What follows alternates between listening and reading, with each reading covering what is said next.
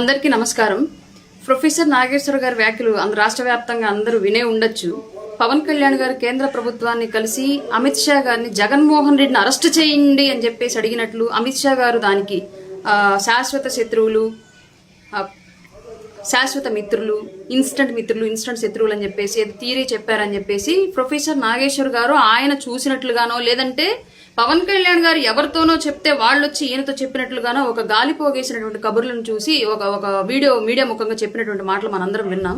General గా ఈ నిద్రలేస్తే టీవీలో కూర్చొని విశ్లేషణలు, దేశ రాజకీయాల గురించి, అంతర్జాతీయ రాజకీయాల గురించి, రాష్ట్ర రాజకీయాల గురించి విశ్లేషణలు చేస్తూ ఉంటూ ఇన్ని రోజులు ఆయనకున్నటువంటి డిగ్రీల వల్ల, ప్రొఫెసర్ అనేటువంటి విద్యా మేధస్సు వల్ల, లేదంటే గతంలో ఆయన రాజకీయ అనుభవం వల్ల ఏదో విశ్లేషణ ఉన్నతంగా చేస్తున్నాడేమో, అన్ని వాస్తవాలు ఏమో అని చెప్పేసి భావించాము కొన్ని ఆధారాలతో సహా చెప్తూ ఉన్నప్పుడు.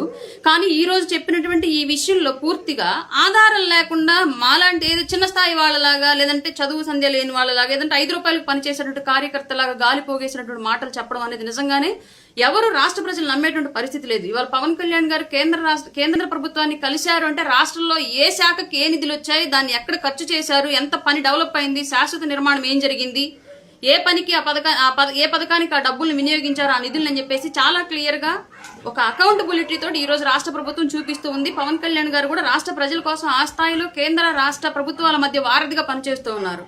ఆయన తీసుకున్న శాఖల ద్వారా సోషల్ మీడియాలో ఒక పోస్ట్ పెడితే చాలు, రోడ్డు లేదు సార్ మా ఊరికి అని చెప్పేసి గంటల్లో ఆ ఊరికి ఈ అధికారులు వెళ్ళిపోయి రోజుల్లో ఆ ఊరికి రోడ్లు వేస్తా ఉన్నారు.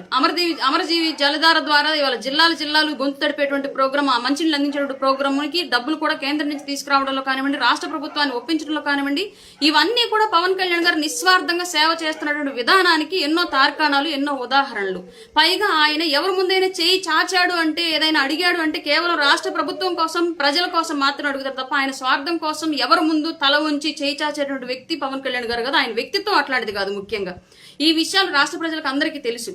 ప్రజలకు ఎంత పని జరుగుతుందో తెలుసు. అలాగే మేము ఎంత గొప్పగా పని చేసినా, పవన్ కళ్యాణ్ గారు ఎంత నిస్వార్థంగా సేవ చేసినా వైసీపీ బురద జల్లిద్దని కూడా రాష్ట్ర ప్రజలకు తెలుసు. అయినప్పటికీ కూడా ఇవాళ ప్రొఫెసర్ నాగేశ్వర్ గారు ఒక విశ్లేషకుల ముసుగులో ఉండి పవన్ కళ్యాణ్ గారి మీద ఇలాంటి నిందలు వేయడం అనేది నిజంగానే క్షమించదగ్గటువంటి విషయం కాదు. ప్రొఫెసర్ నాగేశ్వర్ గారు మేము ఒకటే అడుగుతున్నాం, అయితే మీరు ఆధారాలు చూపించండి, లేదంటే ఏ మీడియా ముఖంగా అయితే మా అధ్యక్షుల గారి మీద, అలాగే బీజేపీ పార్టీ మీద, అలాగే అమిత్ షా గారి మీద, అలాగే నాదెళ్ల మనోహర్ గారి మీద బురద జల్లారు, అదే మీడియా ముఖంగా మీరు వీళ్ళందరినీ క్షమాపణ అడగాలని చెప్పేసి అయితే మేము కోరుకుంటున్నాం.